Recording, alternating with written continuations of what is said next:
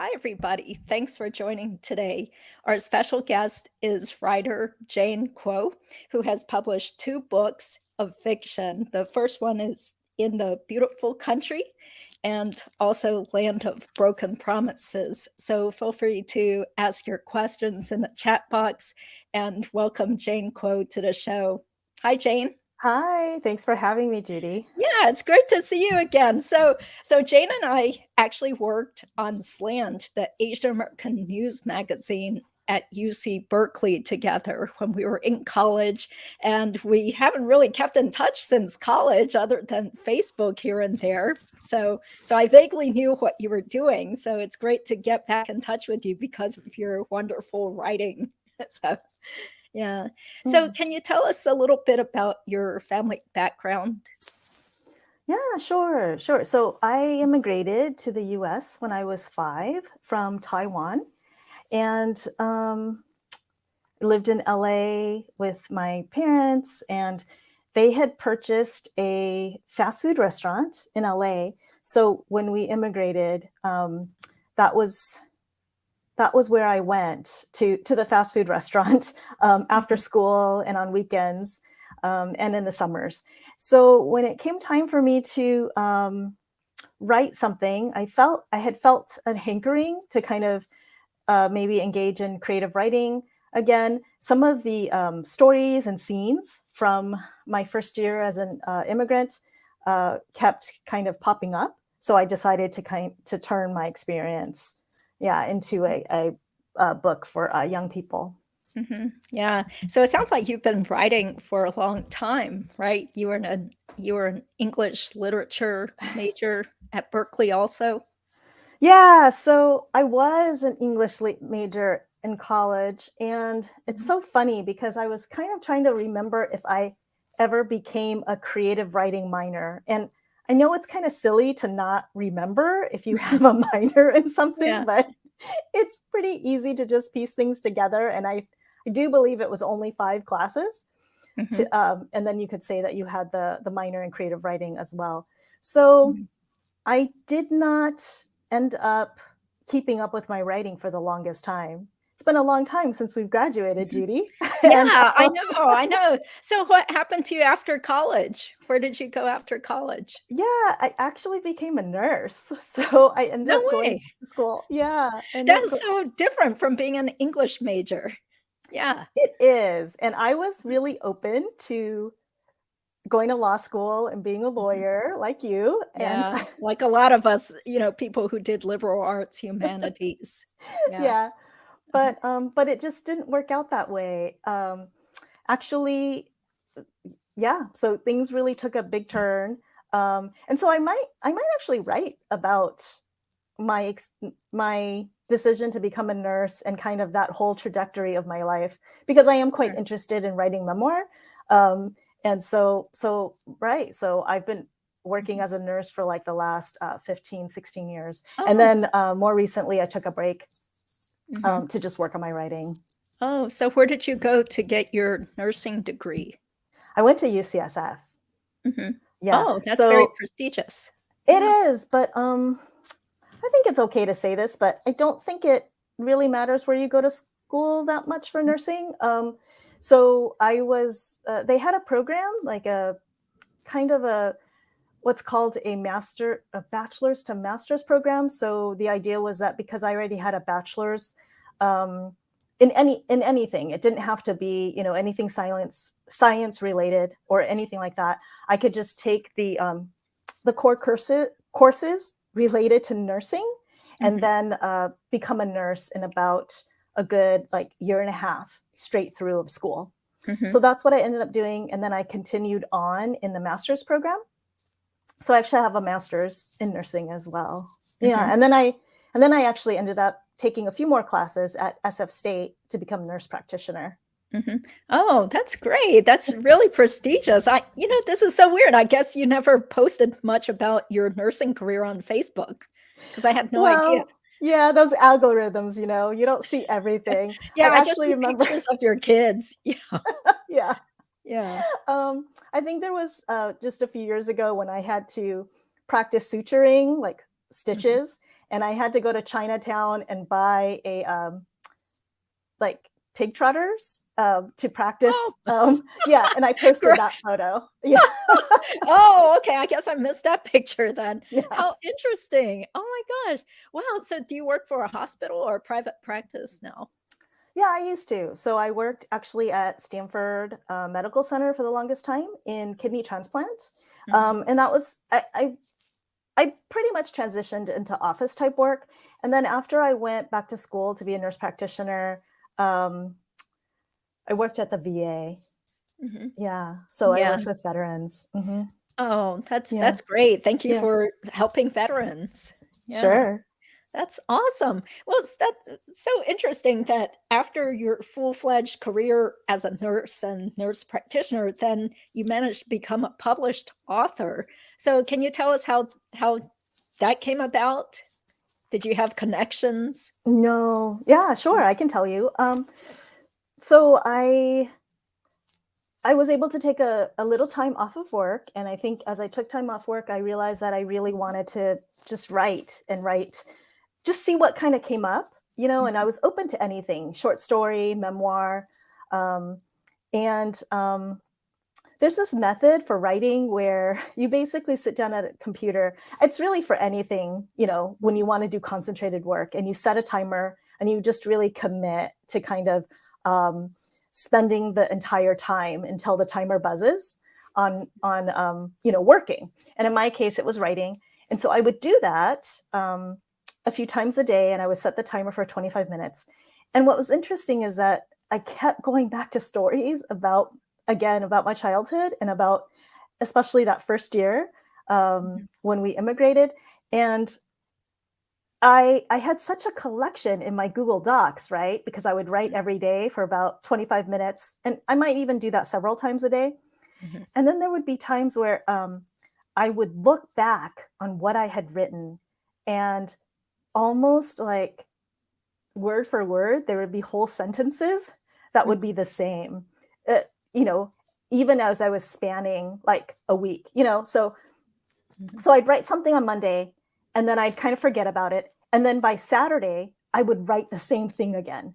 So I mhm, felt like, wow, I think there's really something here that wants to be told. mhm, So yeah, engaged in a very long process of writing out my mhm, story and figuring it out and really trying so many different things, like mhm, trying to write it as a children's book.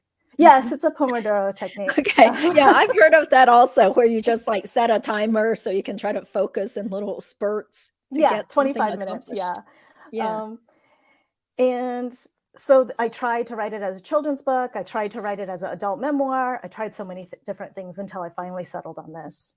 Mhm. Excellent. Yeah. Well, how did you have time to write then?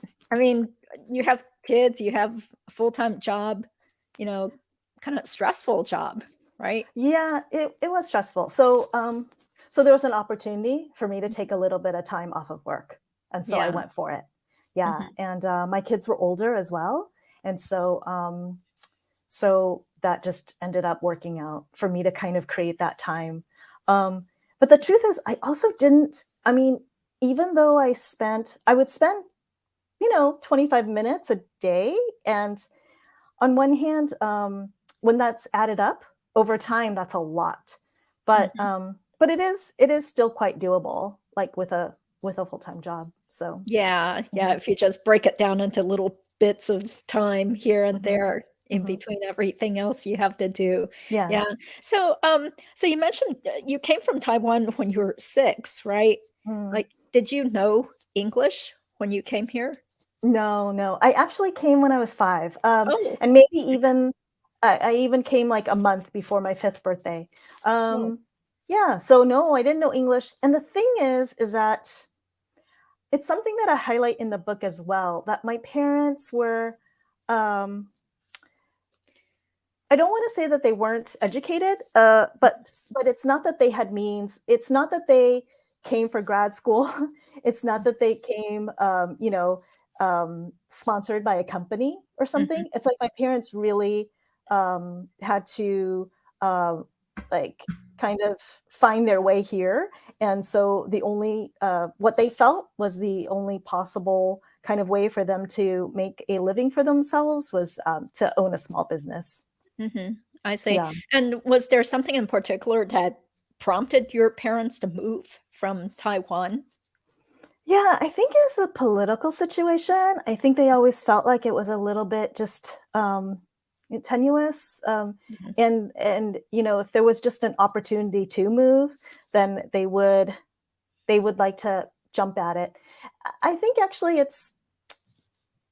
they had different reasons. So my father had come from the mainland to Mhm. Taiwan, and and so he was an outsider, like Weiseman, Yeah. and and so in some ways he had already been separated from his family, and so I think in some ways there's a sense that he didn't have much to lose, Mhm. and perhaps even immigrating to America would maybe even be a roundabout way for him to be reunited with his family, because if he made it big here, then Mhm.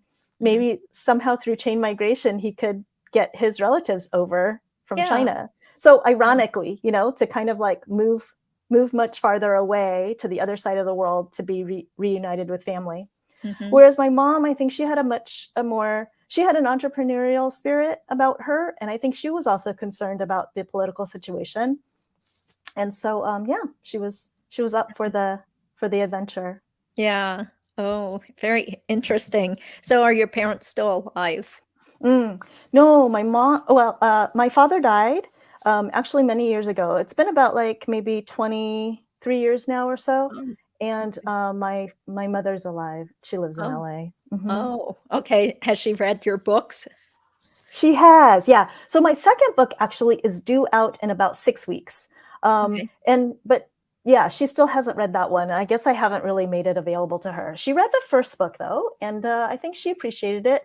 I think Mhm. she had to sit down for a long time with a dictionary and with Google Translate, but she worked Mhm. through it. Oh, I see. Yeah. Mhm. Well, so do you have any siblings?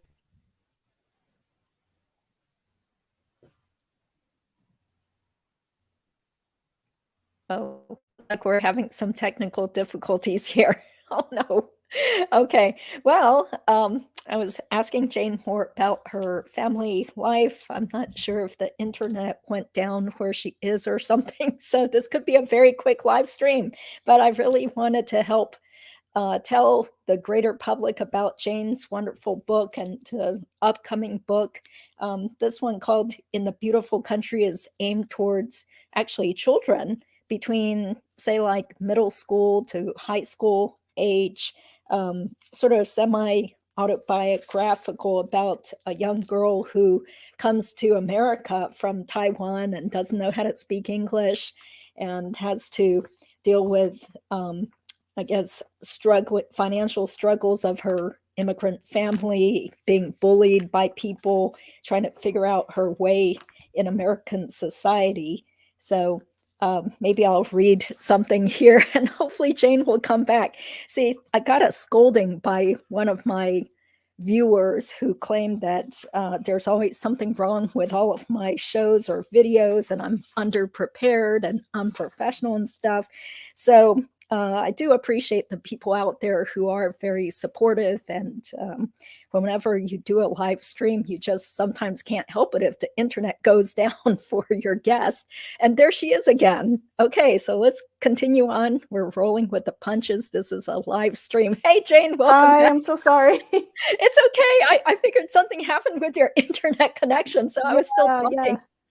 Yeah, and then I was waiting in the studio, but then I realized I could just come back in. Okay. Oh, good. Sorry. Okay, cool. Yeah. Okay, well, I was just getting ready to read a little snippet from your book, Ah, so okay. maybe I'll do it anyway. That'd be Okay, great. this chapter is called The Cost of Doing Business. Mm, They don't come back until hours later. They don't say anything. Ma and Ba climb back into the sofa bed, fall asleep. I guess we won't be going to church today. In the afternoon, they're only half awake working in the store. They're thinking about something else. So the fries are too brown, the lettuce is in big chunks.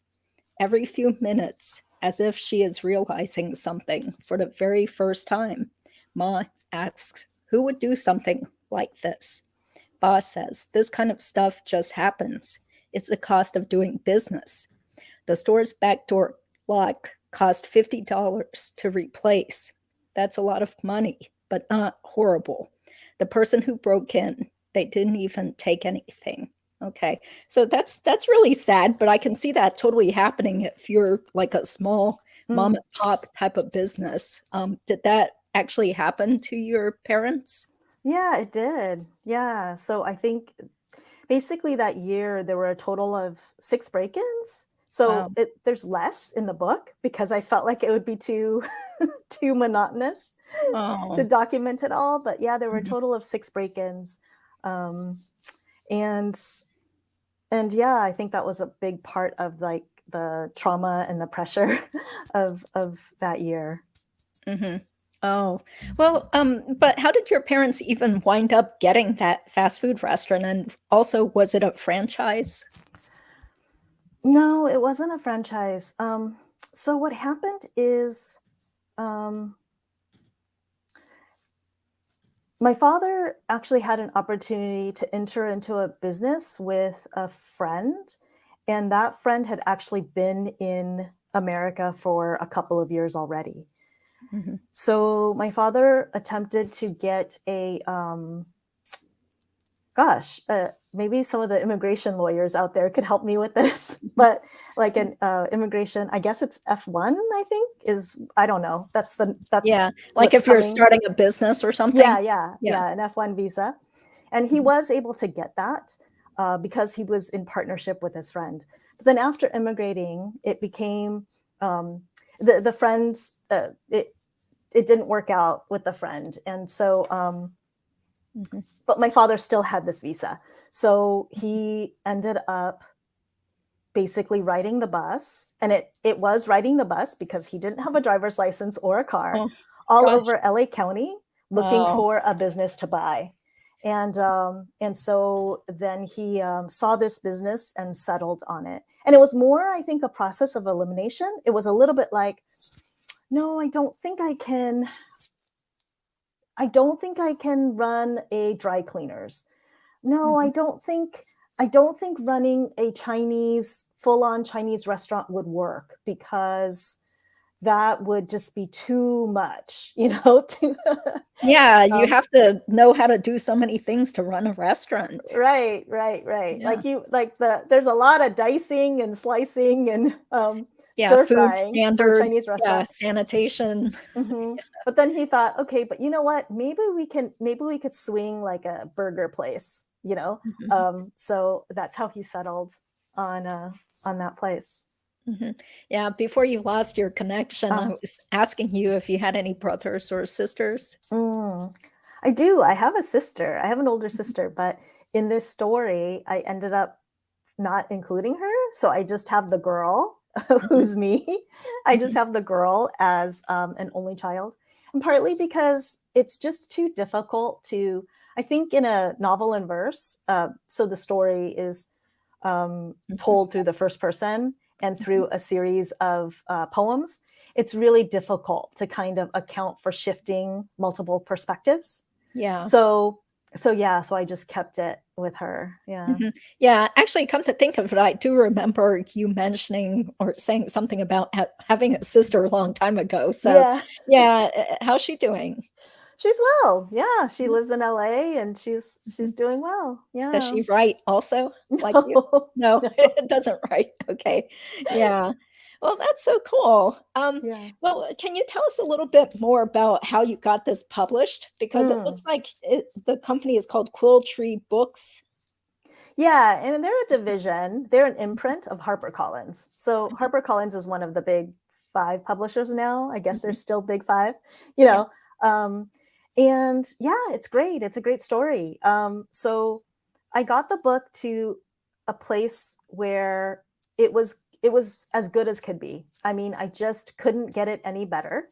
And then I ended up even hiring an editor, to a Mhm. freelance editor, to read it and give me feedback. And that was very, very helpful as Mhm. well.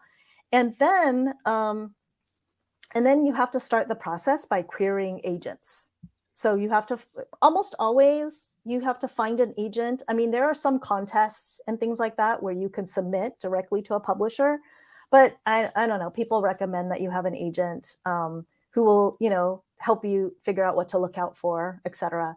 And so I ended up creating a spreadsheet and basically researching a bunch of agents and figuring out who it is that I wanted to submit to, and even having sort of a little bit of a list of figuring out like who was my dream agent, if you will, because if you have multiple agents offering you representation, you also want to have a sense of who you would want to go with. Mm-hmm. So I did that. So basically, again, I created my spreadsheet and I initially sent out a query letter to about maybe 20 agents. Mm-hmm. And then 3 hours later, I received a response. Wow. Isn't that really surprising? Because usually people just wind up having to self-publish. Yeah, it is surprising. And so actually, to tell you the truth, I did self-publish something. So there's like a picture book parody that I made a few years before this, just for fun. And so I knew that isn't the route that I wanted to go. I knew that I wanted to be traditionally published. And so when I received a response 3 hours later, I knew I had something there. Yeah. And the thing is because I was warned that, like, you'll just be languishing in their inbox. Sometimes, like most agents will not even dignify a response, et cetera. So then when I received the response 3 hours later, I knew I had something there. And then I went ahead and queried a bunch more agents. That's great. That's great. Yeah. So how does it work, like working with an agent? Do they help you proofread your book or tell you what to change to get it I think more some of them marketable? do. And I think my agent did a little bit, gave me some feedback, but she's not I think the phrase is editorial. She's not very editorial. So, and that's fine. Or I didn't need that even. She was just about getting me a deal. And the thing is that I really only had one book, but then I told her that, and it's true, I told her that I, had the second story in mind. So she was really savvy in that when she reached out to publishers, and she's working with, editors at publishing houses. That's she basically told them that it would be a 2-book deal. I think that's basically what she told them. She told them that I've written the first book and I have the second book. So just go ahead and make it a 2-book deal. Yeah. This is kind of like very unusual. I mean, didn't you feel like, were you like jumping up and down screaming when you actually heard back from somebody? Yeah, I mean, it was amazing. I mean, I felt like I had won the lottery. Yeah. I mean, it was like a dream come true, because I at some point when I embarked on this process, I knew how difficult it was to get published. And I think I was telling myself that really for me, even if the story doesn't get published, it's worth it for me to write it. I was writing it like for myself and to learn, and to have the story and stuff. So I think, yeah, when it was accepted, that it was great. Yeah, it's wonderful. It's like your baby, it's like a way of memorializing your family's experience and being able to share it. Because even if nobody wanted to publish it, you could have just put it on a blog, do some website or anything, to show people what you have to offer. But this is just amazing that now you have books. And also I saw on your website that it was a finalist for the California Book Award. So that's wonderful. And says The Land of Broken Promises is a Junior Library Guild selection also. Yeah. That's awesome. Congratulations. Yeah. So, Thank you. Can you tell us more about how you marketed the book? Yeah. Good question. Because, well, when you're traditionally published, you, it's not that you're supposed to always rely on the publisher, but they do have marketing resources available to them. And that's really why I wanted to go that route as well. Mm-hmm. But so, you know, I think that HarperCollins, you know, does a lot of takes out a lot of ads. They do a lot of Instagram reels, etc. But there's a whole like library and school marketing division as well, that where they're interfacing with a lot of librarians and schools and just kind of pitching the book to them. Yeah. So you've had some book signings or book readings. So did you have to set them up yourself, or did the agent help you? Yeah. So it wouldn't be agent, because once the agent sells the book, I feel like she kind of lets you work with the publisher directly. And again, the publisher does have a publicist, as a publicity department, as well as a marketing department. I went ahead and just set up the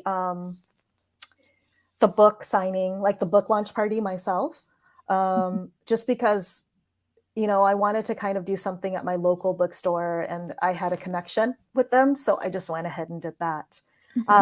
Since then, I've also been able to do a lot of little like Zoom visits in classrooms. I'm going to be doing like a bigger sort of talk to a bunch of sixth graders, seventh graders, eighth graders at a local school. And so I'm kind of getting ready for that. So that's like pretty exciting. Yeah, it sure is, especially when you get to meet young people, you know, because that's like your target audience, right? Yeah. Yeah. So awesome. I would say it is my target audience, but actually I think that my book is also just for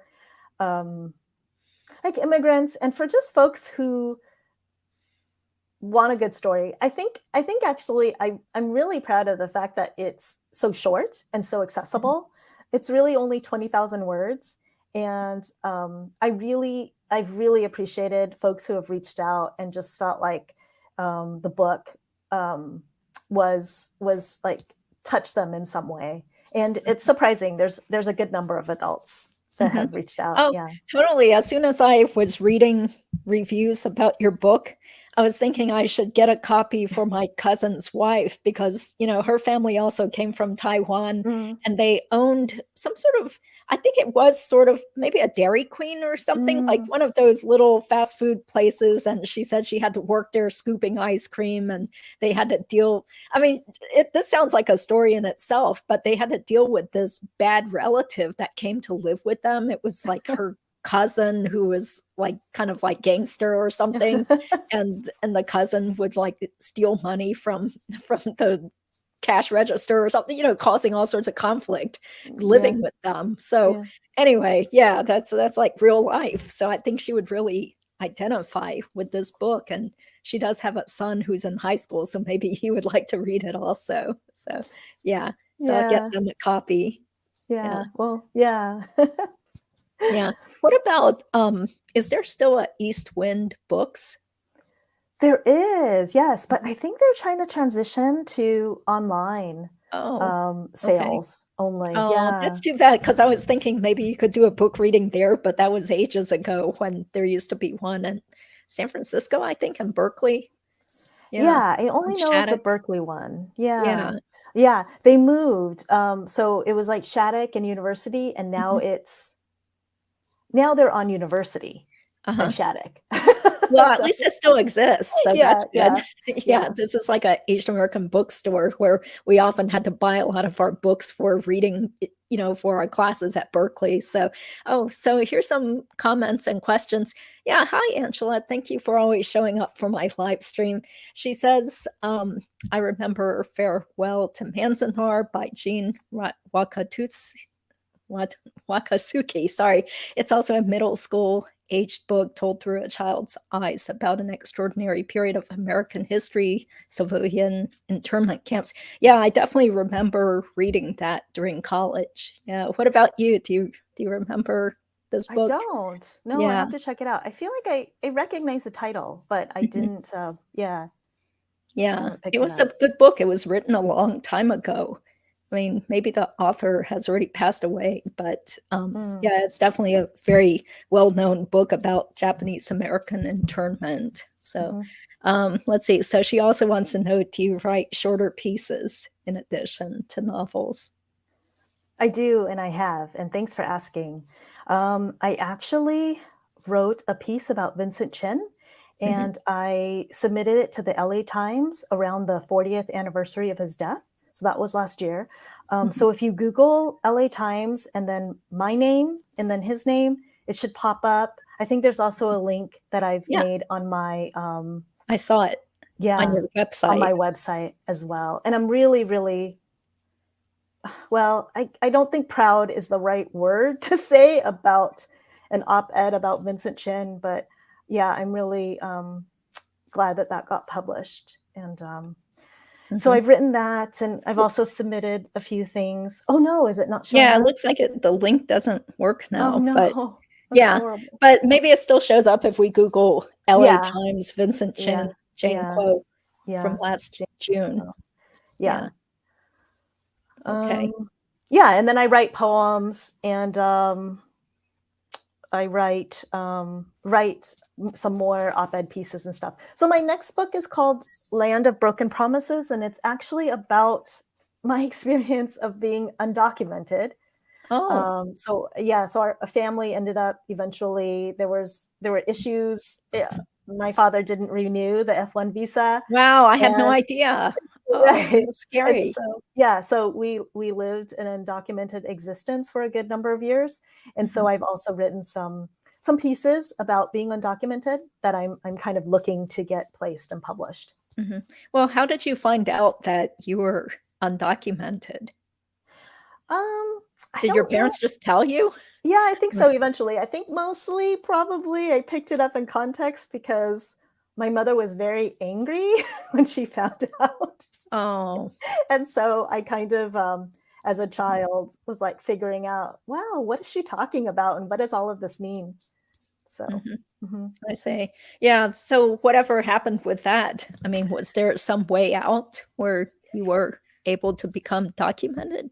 Yeah, so Ronald Reagan in 1986 signed the Immigration Reform and Naturalization Act, Mhm, kind of also known as amnesty.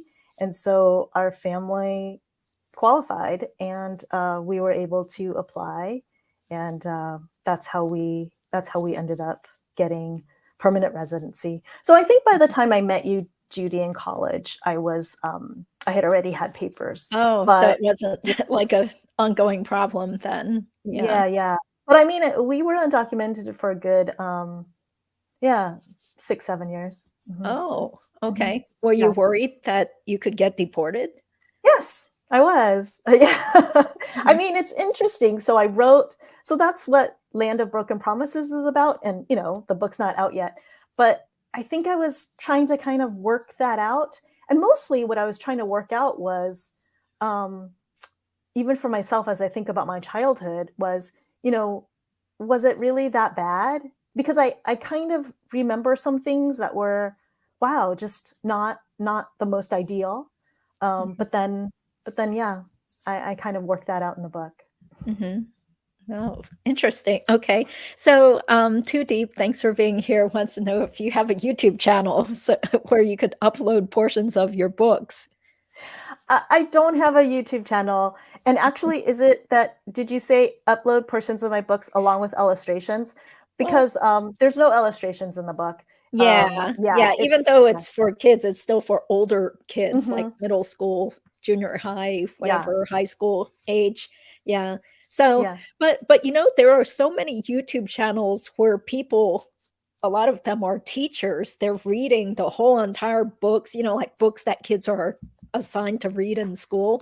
And those channels get thousands and thousands of views because people really want to just listen to it instead of having to read the book. So it could be something you do if you really wanted to. Yeah. Yeah, yeah, Yeah. maybe. Yeah. Mhm. But Yeah, thank but you. until then, just I'll try to help you publicize on my YouTube channel. But my Yeah. my channel is not really about literature and books, so Yeah, we're just randomly doing some Asian American type themes since it is APA Heritage Month, right? So Yes. yeah, but thank you for asking. I like bedtime stories. Okay. Oh, thank you for being here. TaiwaneseAmerican.org. They're closing down Eastwind Books near Berkeley if it hasn't already happened. Oh, well, that's not surprising because, so many bookstores have floundered these days. Right, right. Yeah. But I thought that they were going to try to maintain an online presence and kind of Mhm. sell things online. I might be doing an event in Oakland in September, and I heard that maybe Eastwind Books will be willing to like be the bookstore sponsor of that. But yeah. Mhm. Yeah. Yeah. Okay, this is a random question, but do you know of this author named Walter Mason, who's a travel writer? Yeah. No. No. No, never heard of. Well, who are your favorite writers on that Oh, wow. Thanks for asking. So, random question? Yeah. yeah, yeah. No, I actually have to think about it and kind of be ready with an answer. So I really like Victoria Chang. I think she won the National Book Award a few Oh. years ago for some of her poetry. The cool Mhm. thing about her is, yeah, she writes poetry for adults, but she's also written a picture book and a middle grade novel in verse, like I Mhm. have. So I really like her. And then there's also somebody named E.J. Kuo, who has written Mhm. something called The Magical Language of Others, Mhm. where she takes some of the letters that her mother wrote to her in Korean, she translates them, and then she also writes sort of her, she also does some writing to kind of frame some of those letters. So Mhm. yeah, I like a lot of memoir writing. Yeah. Okay. That name definitely sounds familiar. So Mhm. that's Yeah. good to note these recommendations. Yeah. Mhm. So what's going on next with your whole writing career? Are you going to go out to conferences coming up or any big events? Yeah, so I did go to like the National Conference of Teachers of English. So that's a pretty big conference, but and that happened in LA a few months ago. And so it wasn't too difficult for me to get down there for that.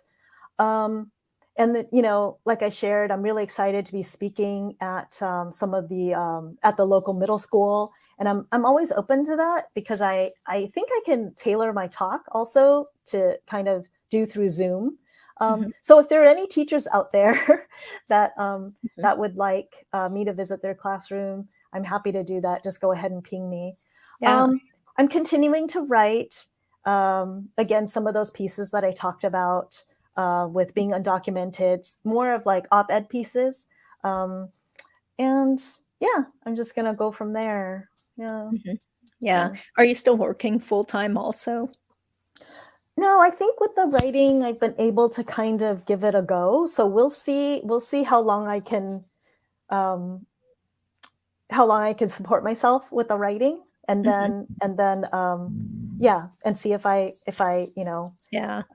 yeah, need to pivot at any point. The truth is that um, like in well, the truth is that yeah, a lot of like mid-list authors don't really make a lot of money. Mhm. So some authors that do really well, that are in the top like 5%, Mhm. they make quite a bit. But unless you like win a award Mhm.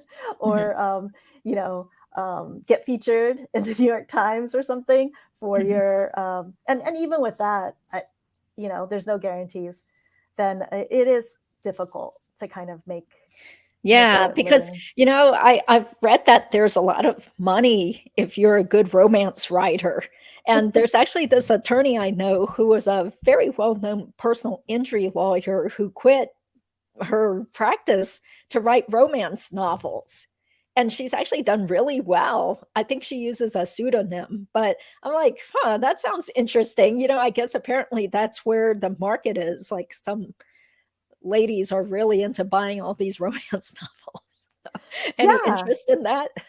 I mean, well, I'm not interested, Yeah. but Judy, I think you probably have a whole subset here. You can basically, I think you can get a bunch of lawyers onto Uh, your channel, like lawyers that mhm. former lawyers that are now writers, right? Because what, Yeah. John Grisham, Yeah. That's right. Scott, Ter- Terrell. Yeah, Thoreau. Yeah. And was Yeah. James Patterson a lawyer or not? I'm not sure. Okay. Yeah. Okay. I don't Yeah. know. I think there are because my channel has started doing a lot of these like true crime cases, especially the law professor murder case regarding Dan Markel. Yeah. So, yeah, so I've noticed a lot of those true crime books are written by former lawyers, like people who used to be prosecutors or, criminal defense attorneys. A lot of them like to write books also when they start thinking about retirement. So I think it kind of goes along with the profession where you like to tell a story and you get to know all these like really interesting, complex cases and sordid things happening, and you want to encapsulate it into a book to share with other people. So, yeah. Yeah. I mean, I love those. I mean, I don't read those things as much as I would prefer to kind of just watch it as a movie or as, some kind of miniseries or something. But yeah, I love those shows. Yeah. Okay. Maybe you'll win a Newbery Award, Jane. Yeah. That is the hope. That'd be That is the hope. nice. Yeah. Well, what about I remember I thought you were from Southern California. So have you gone down there to do any sort of like book readings or events? 2 weekends ago, I was actually at the North American Taiwanese Women's Association. So I Oh, was invited to kind of speak on a panel there. cool. Yeah, I mean, I'm open to it, but I'm also kind of juggling, with like being with my family and Mhm. kind of figuring it out. I'm trying to figure out. I think some authors, especially middle grade authors, do quite well. I think by like writing their books and then setting up a bunch of school visits. Especially if like I was able to, if I made a trip down to LA and visited, half a dozen schools in a couple of days. But I just haven't really set up that engine yet, Yeah. to do that. Mhm. And of course, I mean, if somebody is paying me to speak to a bunch of middle school kids, I want to do a really good job. And so, I want to like really create a good presentation, especially if I'm going to be taking money from public schools. So Oh, I feel like yeah. I have to put effort into it and kind of think through it and stuff. So Yeah. So, yeah. what about Taiwan though? I guess that you're not gonna for, but still have any connect like relatives there. Sorry, I think you just cut off just a little bit right there, but I'm Oh, surmising okay. that I'm you sorry asked about about that. visiting Yeah. So, Taiwan. do you still go back? Yeah. Do you still ever go to Taiwan or have relatives there? Yeah, I have a ton of relatives there. They're all still there. They're in China. Mhm. The last time I went back to Taiwan was about 7 years ago. So right before I actually started writing. Mhm. Yeah, I'd love to go back. And I think also probably if I go back, I could probably do some book events there. Yeah. um, Mhm. but um, but yeah, there just hasn't really been an opportunity that's presented itself yet. Mhm. Yeah. Yeah, I see. Yeah, because I think a lot of people in Taiwan can read English because a lot of them start learning English now when they're in kindergarten even.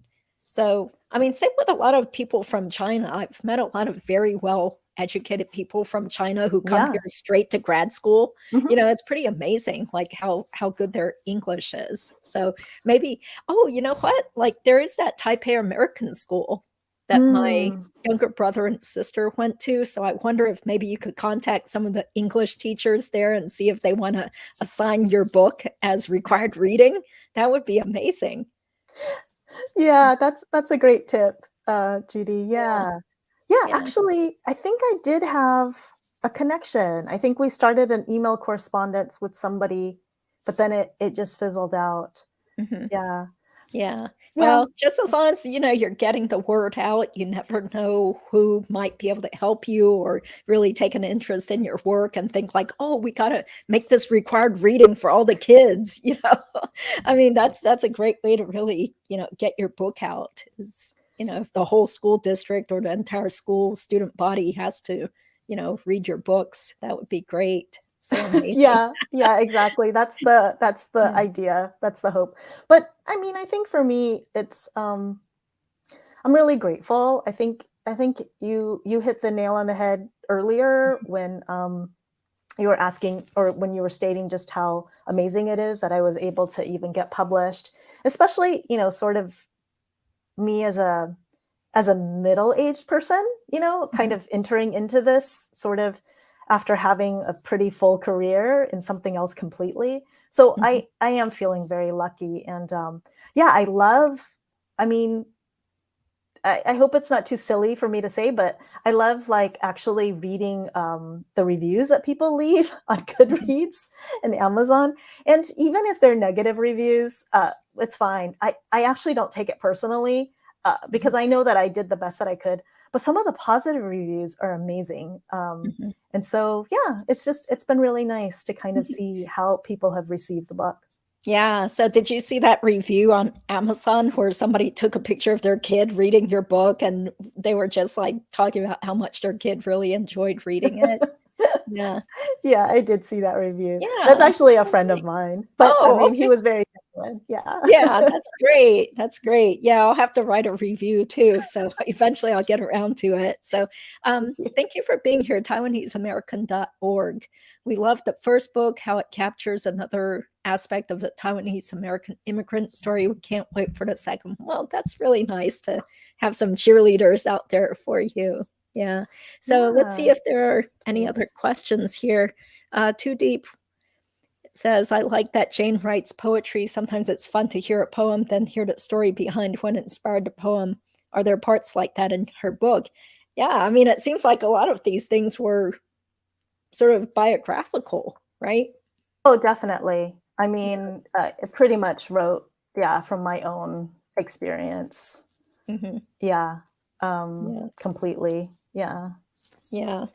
Well, I mean, I've only read a little bit of this, but it seemed like there was some kind of like sadness about your father's background or things that he didn't really talk to you or your mother about. At least that's from the character's perspective. Was that also true in your real life? Right. I mean, I think for my dad, so I think maybe the phrase that I used, or maybe not, but that my dad kind of lived this whole other life before us, because he really did just. He was older. He was older than my mom, and so he was really creating a new life in Taiwan Mhm. after having left everybody that he had ever known behind, right? Mhm. Um, and so I think that, and then from there, journeying to the US and kind of trying to make a life here. So I think really I just wanted to be like um, to write about maybe some of the trauma that he experienced, and um, even though it's a little, I mean, because they're poems, it's not like I'm like beating beating one over the head with it. I just wanted to kind of reference it. And I think that there's also something to the fact that, it was my first book. And even though I had a 2-book deal, you still don't really know if the second book's going to happen. So I just wanted to get everything that I could into Yeah, that first book. So yeah, yeah, put it all up there. So did your father get to eventually go back to China to see his relatives later? he did. Yes, Mhm. once. Hmm. Oh, okay. Did you go too? No, I didn't. I had to Oh, work at the store. oh, I see. Yeah, and whatever happened to your family's business? Um, the particular business that I kind of reference, we Yeah. actually ended up selling it after the first year. But in Mhm. the second book, I just have the story continue on at that business.